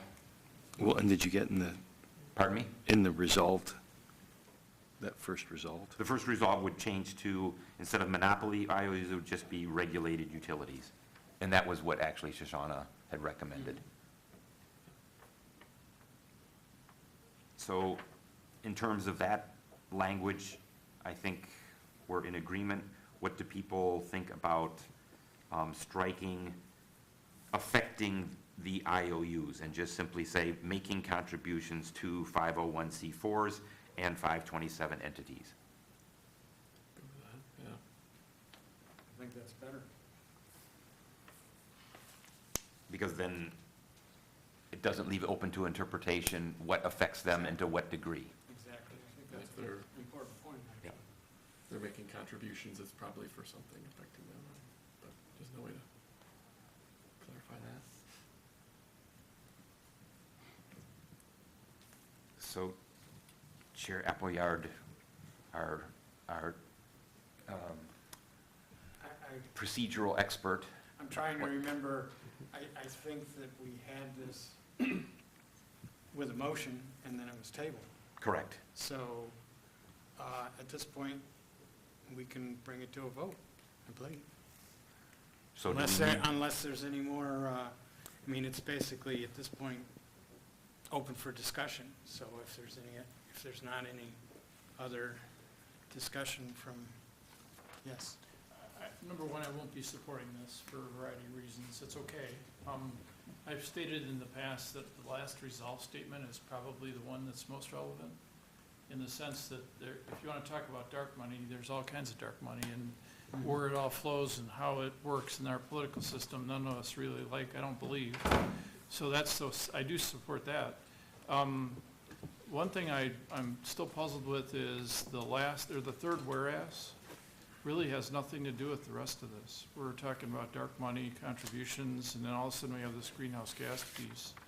The dark money had nothing to do with greenhouse gases, and I guess I'm puzzled why, if this is trying to link something, I'm not sure why we even need the third whereas.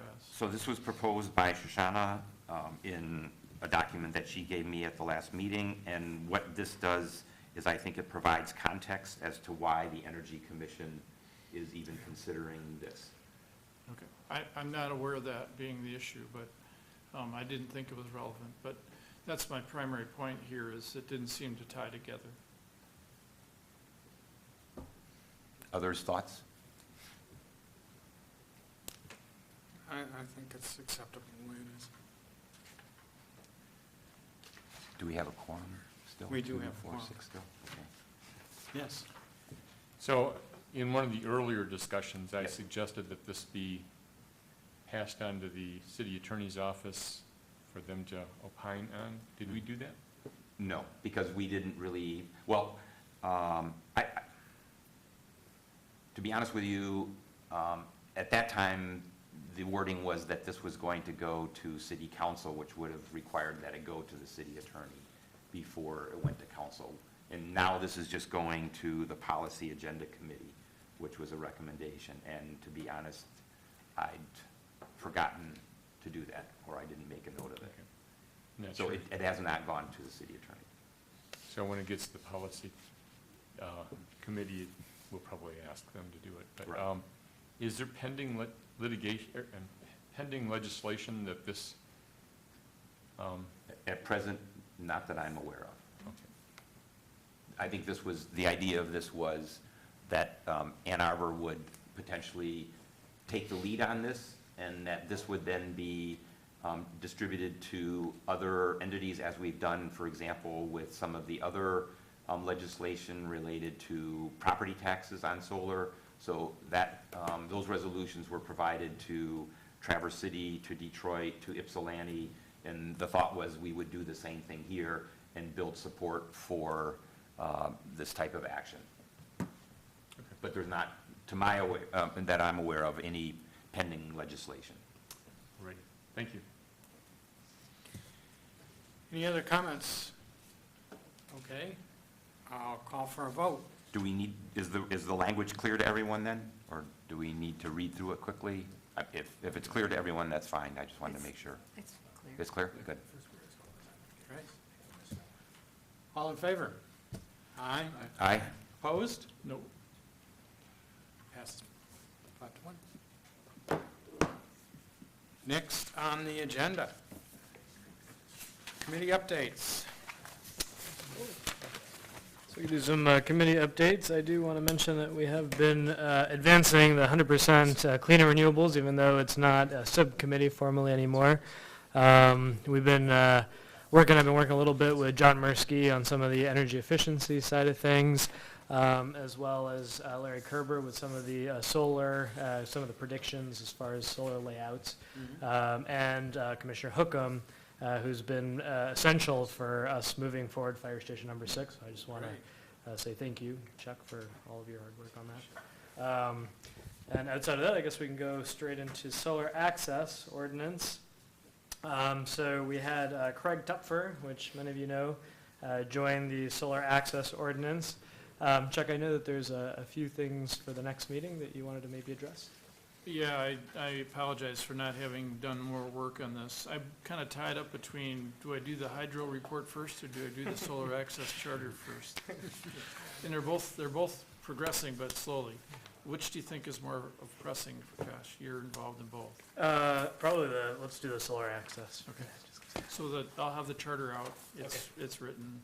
Our next meeting is May 28th, and I don't know that we set an exact location. Is it in these chambers or the work room? Yeah, so usually it's the working room, Okay. yeah, unless So May noted 28th, otherwise. yeah. 6 o'clock? Can I back Yeah, although we've been pushing forward a lot of our ordinance, our subcommittee meetings to 5:30, so if this is something we want to carry on throughout, we could. I don't want to carry it out because I work in Jackson and have. Okay. Right now, it's impossible. Jackson's all torn up like Ann Arbor is, so it's an hour easy to get here. Fair enough. I'll do my best, but if if you want to start without me, that's fine too. But I'll try to circulate a charter that talks about the mission and where we're headed. Great. Get some comment going on that. And then you can circulate that to the city staff that aren't present, Yeah. as well as the city attorney and everyone else that needs to have a look at this. And And we do have someone from planning who's also going to be a staff member who's also going to be Oh, involved. So Great. that'll be good to be able to drive this forward. Yep, so I promise by Tuesday next week, we'll have something to look at a week before the meeting.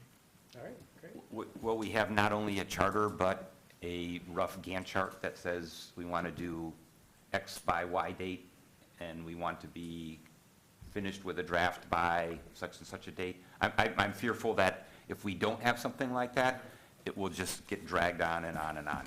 And if there's some publicly known due dates, then everyone is motivated, especially you as the chair, to meet Yes. those dates. Well, the charter has been publicly stated, actually, at one of our meetings. I'm not That's sure. right. Yeah. That's right. Unfortunately, the chair did not meet the first date, so that doesn't bode well for the future. So I'll be making assignments to make sure we stay on point. How about that? That's great. Thanks for the reminder. All right, lighting ordinance, John? Lighting ordinance, final draft is being considered by the planning commission as we speak. So there are two people from the working group that worked on it that are in planning commission that are representing it right now. I will go down and join it when we're done. And the hope is that it will either get approved tonight or very soon and then go to council in June. Wonderful. There's also, I mentioned, a sign ordinance that has some relevance to this. It was supposed to have been considered in the last meeting, but got pushed out to the last meeting in May, and potentially both of those could go together because they're somewhat interrelated to council at the same time. That's all. Wonderful, I have thank a you. question. What happened with, there was a conversation last month about purchasing, making, like the purchase orders for streetlights and the possibility of, like, Yeah, so there's two elements related to lighting. Lighting in public property, which is this ordinance, and the other is in the public right-of-way. And I'm going to meet with Craig Hupy and members of his staff next, I can't remember, Tuesday, I think, Tuesday morning, and just talk about the general issues, some of the things that were brought up by Councilman Eaton last time. I actually don't know what happened in the council meeting where there was roughly $500,000 of new lighting that was proposed. I had warned, if you will, the administrator that this was a concern and it had been brought up in the meeting and that it potentially might come up in the council meeting. Do you know if that $500,000 expenditure went through?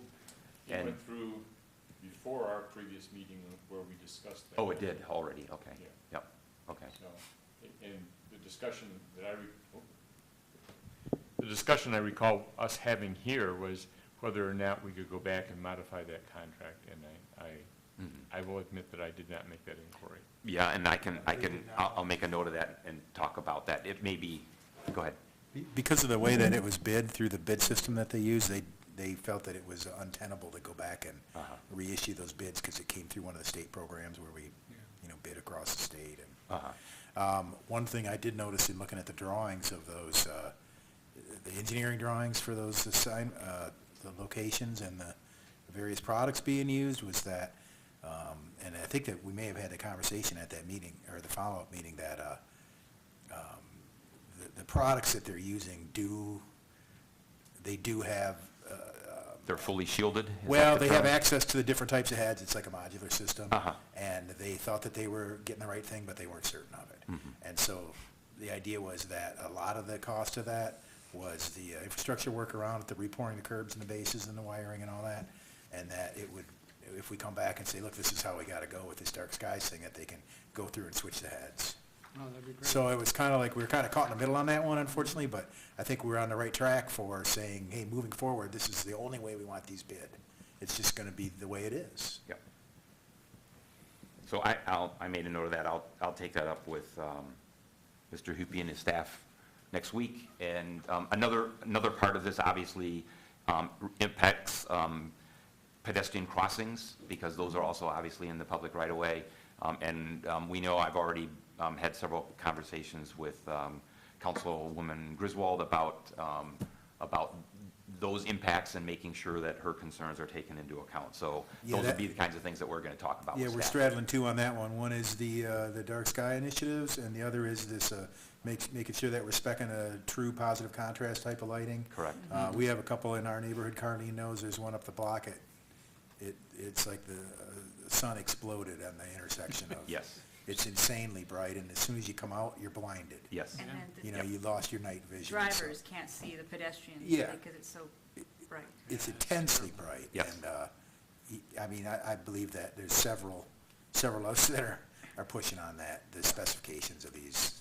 And so you should include me in those emails, because I just got an email this week in my neighborhood. Somebody is complaining about one of those new installations being too bright. So Oh, they're incredible. Mhm. It's too much. That scares the deer away, right? I still see, you can see them, let's just say you can see them. It may cook them, but I'm not sure.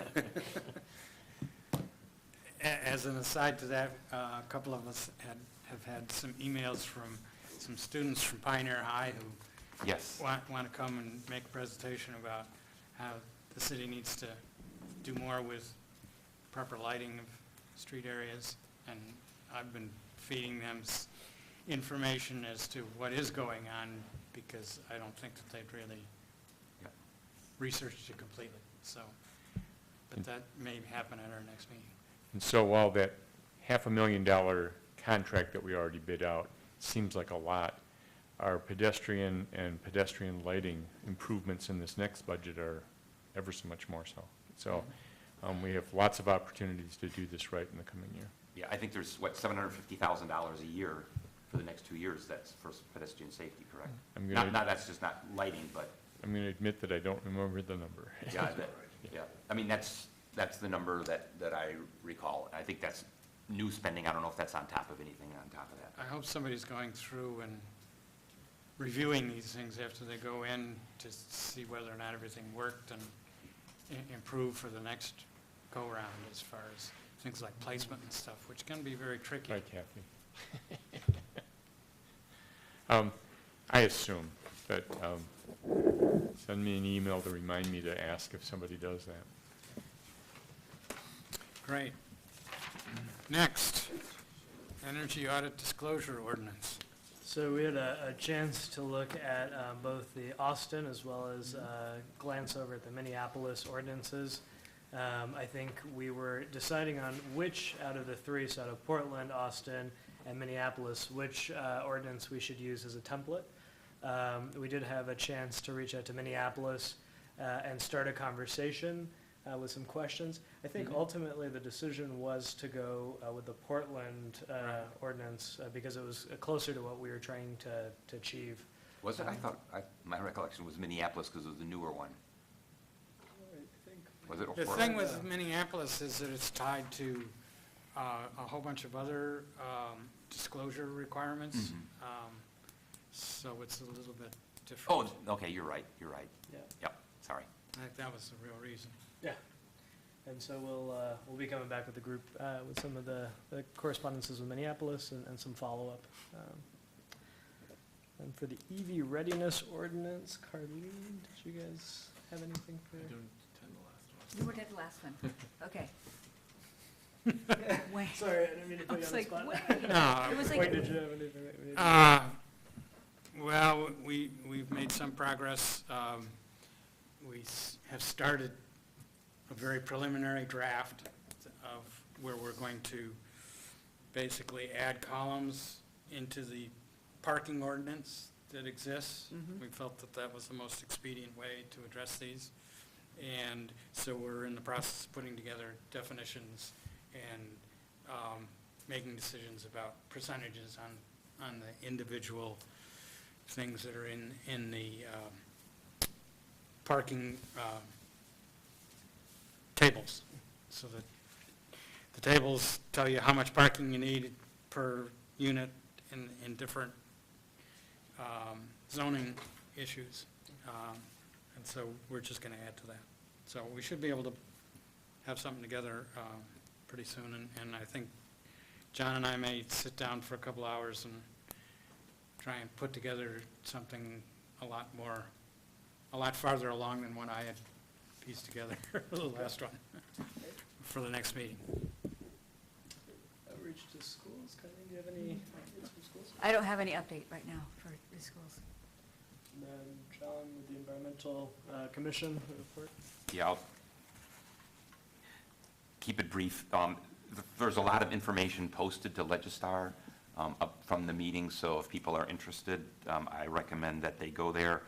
The same presentation was made about the fiscal year 2021 funding and the budget. There was a resolution in support of that was passed. And then there was a lot of information that was provided related to solid waste and the resource management plan update.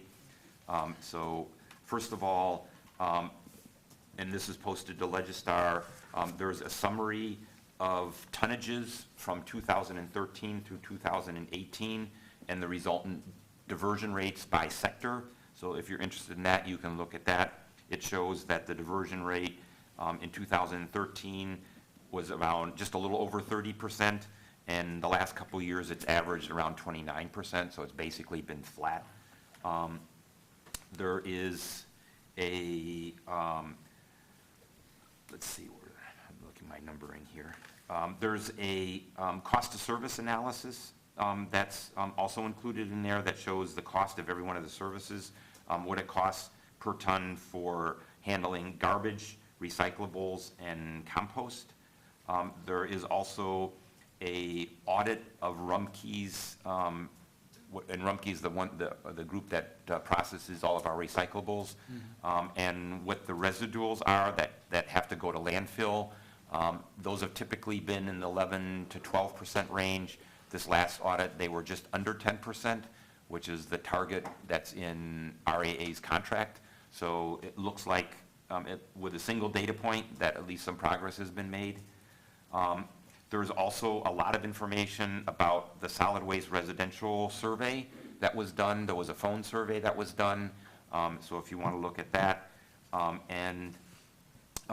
Lastly, there was a lot of information that was covered, and it's self-explanatory if you want to look at it, that looks at service expansion options, residential and commercial, as well as alleyways.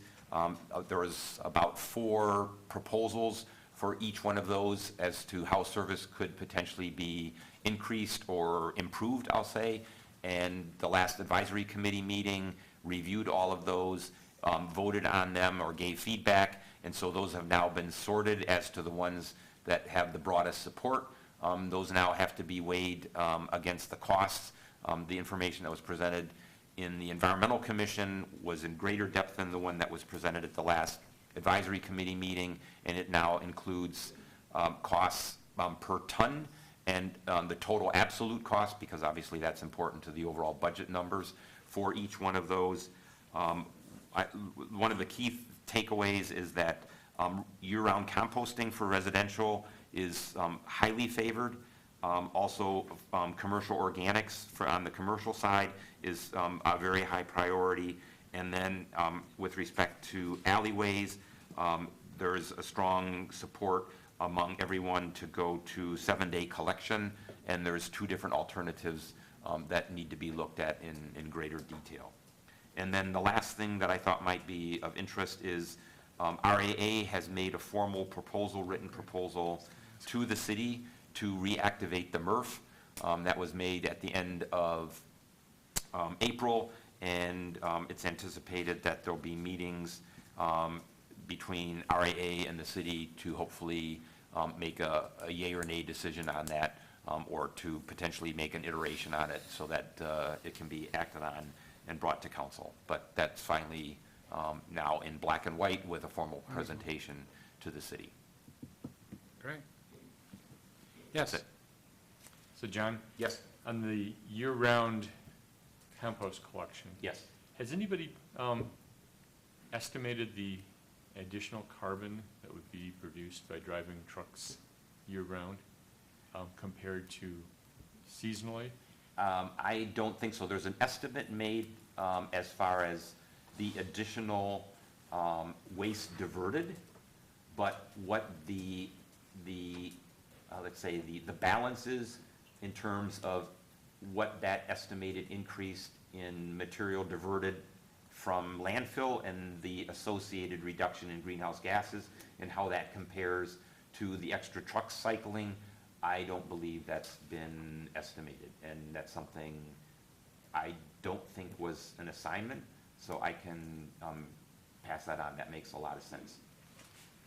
Because just, I mean, personally, we continue to collect compost all winter long, and Yes. I don't think we got a half a bucket, or half a barrel, you know. And there's two different proposals. Under that, one is picking up compostables or organics every 2 weeks, and one was doing it every month, with the recognition that in the wintertime, it's probably not necessary to do it on a weekly or even every other week basis, that once a month would suffice. Okay, thank you. Great. We're now down to public input.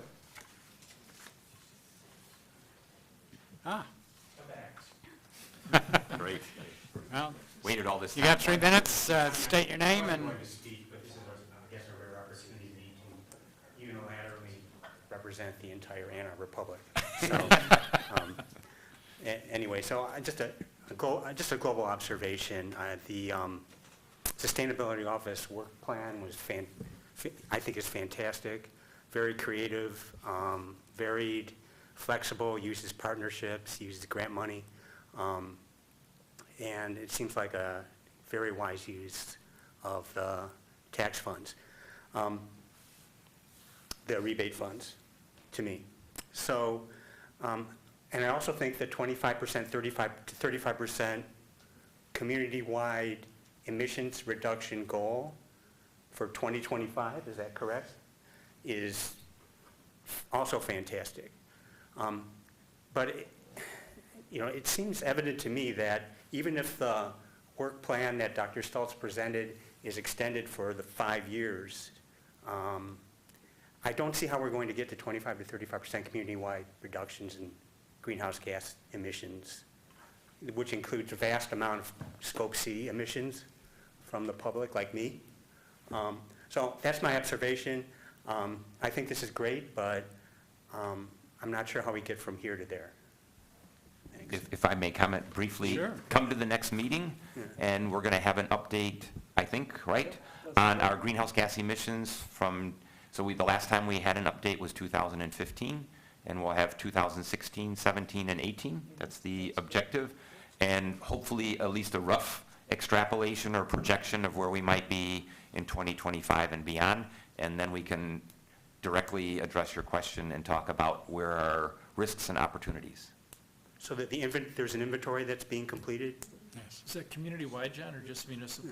Community-wide. Community-wide, and we also have municipal numbers that I we're knew you had that, for calculating as sure. well. Yeah. Fantastic, thank you. Yep, so come to the next meeting. And I must say that I kind of agree with you. This is a good start. Boulder spends a lot more money per person than we currently are allotting to this, and so, but this is a great leap from where we were, and hopefully we'll be able to find more money in the years to come to expand our outreach into the community, which is really the tough part and the large part of what we need to do. I agree. I think that seems to be a big missing piece is reaching people like me who, frankly, we're high emitters. We need to do something. Yeah. Yeah. And a few of the things that we're doing now, like the power hour that we went through, we actually had one of the installers at the power hour say that they had gotten $200,000 worth of solar installation contracts from those two of the power hours that we did. So we can do some things that don't necessarily cost a lot, that go out into the community and do education work and provide some kind of incentive or a way of making it easier to do these things and get somewhere. So that was really encouraging. Other comments? Just some briefly, when you mentioned the, like the per capita expenditure on these types of programs like Boulder versus Ann Arbor, and I've been looking at as going into this budget cycle, part of the, to try and understand how generally the city expenditures flow in a per capita basis. And the city of Ann Arbor spends an enormous amount relative to our traditional kind of peer cities like Boulder, per capita. So we spend about $3,900 per year per person. A city like Boulder spends about $900. Colorado Springs, $1,200. City of Chicago, about the same as us. And so we have very high per capita spending relative to peer cities. And the balance of what is in that spending mix is where the question comes on the budget. Yeah, what's the And so, plan yeah, if we going can on? up this part where we can feel it's a legitimate community concern and a way to show leadership, that's great, but, you know, some of it has to go up and some has to go down. So to get to that broader budget question we had earlier, I think these are it's a great work program that we have here, and I was shocked when I started to compare that per capita spending to Ann Arbor to other cities, and it's difficult to find comparative cities, you know, the number of square miles, a university, and so on and so on. Yeah. But, man, we spend a lot per person here. And, you know, I think we recognize that some of that is, you know, carrying the weight from the non-property tax owning parcels here in the city. And some of it is just that we have a lot of nice things and we want to pay for them, and we have a lot of millages to do that. And so, you know, trying to reduce all that and come up with a number has been a little bit more of a challenge than I'm up for, but Mr. Crawford's been helping me with it a little bit. And it's just presenting a new way to look at things, and I've been doing the same for our water rate, our water structuring, where we haven't really we don't have a clear way of estimating per capita use for water usage. And so when we say that, like these multifamily or apartments, they use less water, well, it's possible that they use the same amount of water per capita, because we might have a house with 4, 5, 6 people in it versus an apartment with 1. And so I'm trying to come up with a way to per capita everything so I can do a honest comparison of things like water rates, things like spending on important programs to us, and so on. But it's been a challenge, but I just wanted to share that with the rest of the group. Great, thank you. That's, Any other- that's music to my ears that you're doing this. And I think Ann Arbor should be doing this. I've talked to Administrator Lazarus about this. You know, Ann Arbor has peer cities, at least it's defined them, at least relative to economic development in Spark. There's about 8 peer cities. They include Boulder, by the way. It includes Grand Rapids. It includes the kinds of cities that we would typically agree are peer cities. And it seems to me that we should be looking not only at our performance or our outlays or whatever they are to our peer cities from a financial perspective, but we should also be looking at other kinds of outcomes and how those compare to peer cities. You know, this is the average of the peer cities. Here's the range of the peer cities, and where does Ann Arbor compare to those peer cities? And we should be doing that all the time, just as any other competitive entity would be doing, where you're trying to attract businesses, where you're trying to attract residents, where you're trying to say that you're the best among the leaders in the best, so to speak. So what you're doing, I think, is great. Oh, thank you. If there's nothing else to add, I will call this meeting adjourned at 3 minutes after 8. With the university, then we can get more tax.